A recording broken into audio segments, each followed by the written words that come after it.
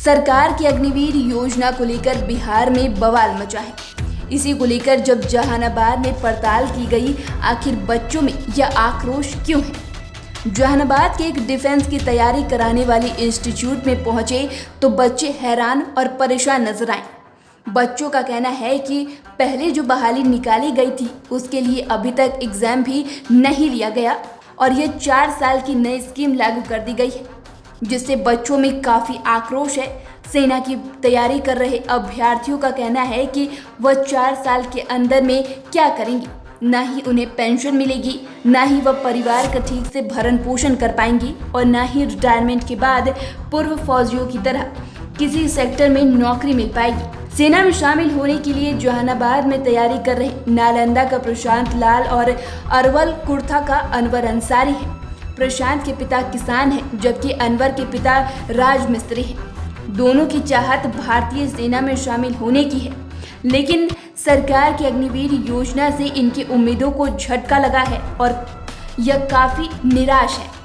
उनका कहना है कि सरकार की स्कीम से उनकी उम्मीदों पर पानी फिर गया है और वह 4 साल की नौकरी में आखिर क्या कर पाएंगे।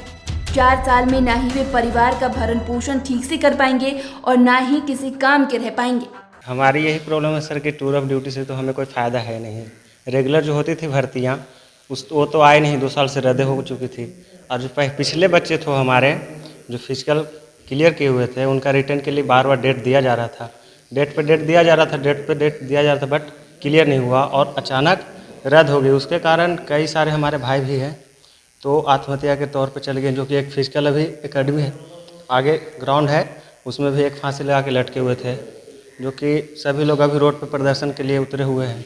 तो हम लोग की यही मांग है सर कि टूर ऑफ ड्यूटी को हटा दिया जाए, क्योंकि इससे कोई फ़ायदा हम लोग को तो नज़र आ नहीं रहा है। रेगुलर वाली थी भर्ती, उसमें हम लोग को फ़ायदा था तो हम लोग उसमें तैयारी भी कर रहे थे और हम लोग फ़ायदा को देख के नहीं, एक तो देशभक्ति था हम लोग में और देश के रक्षा के लिए हम लोग जाते थे। यहाँ पे तो 4 साल में हम लोग को भगा दिया जाएगा तो इसमें हम लोग क्या देश की सेवा कर पाएंगे। 4 साल में क्या कर सकते हैं सर। इससे यही दिक्कत है कि जो भी रिटर्न दिया हुआ था उसका एग्ज़ाम मतलब कि फिजिकल कंप्लीट था तो रिटर्न नहीं लिया है, तो बहुत लोग हैं जो बर्दाश्त नहीं कर पा रहे हैं, ये तो आत्महत्या कर रहे हैं, फांसी लगा रहे हैं। इधर बच्चों को सेना में शामिल होने के लिए ट्रेनिंग कराने वाले इंस्टीट्यूट के डायरेक्टर अभय कुमार मालवीय भी सरकार के निर्णय से नाराज दिख रहे हैं और उनका कहना है कि सरकार के इस स्कीम से बच्चों का भविष्य खराब हो जाएगा और बच्चों में घोर निराशा है। सरकार को अपने स्कीम पर पुनर्विचार करना चाहिए। अभी तक तो हम 1 साल से यहाँ पे जहानाबाद में काम कर रहे हैं सर, और अभी तक के 50-60 बच्चे को मतलब कि हम पहुँचाए हैं उस मंजिल तक के, लेकिन ये टीओडी से हम लोग खुश नहीं हैं सर। ये चलते खुश नहीं है कि पहले जो नेताजी हैं, जो जैसे ये राजनाथ बाबू हैं, अपने बेटे को भेज करके देखें ये 4 साल के टीओडी के लिए, उसके बाद हम समझेंगे कि हर एक घर से आप फौजी बना रहे हैं। अगर फौजी बनाना है तो पहले नेताजी लोग अपने अपने बच्चों को मतलब कि इसमें तैयार करें, लाइन लेकर के तैयार करें कि मेरा भी बेटा फौज में जाने के लिए तैयार है, तो हम लोग समूचे बच्चों को 4 साल के लिए भेजने के लिए तैयार हैं सर।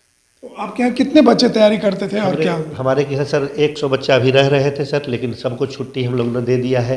ये सब आर्मी के लेकर के मतलब कि समूचे के मतलब कि घर भेज दिए हैं हम लोग।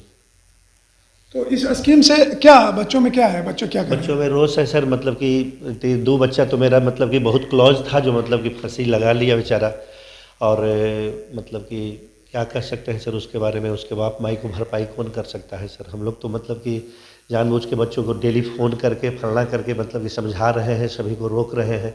ये कम से कम इनकी जो परीक्षा थी सर, परीक्षा कम से कम ले लेना चाहिए था। उसके बाद जो टीओडी फलना ढिमका जो भी करना चाहिए था वो अपना करते, कोई प्रॉब्लम नहीं था हम लोगों को। जहानाबाद से बोलता बिहार की रिपोर्ट। आपको हमारी रिपोर्ट कैसी लगी हमें कमेंट कर ज़रूर बताएं।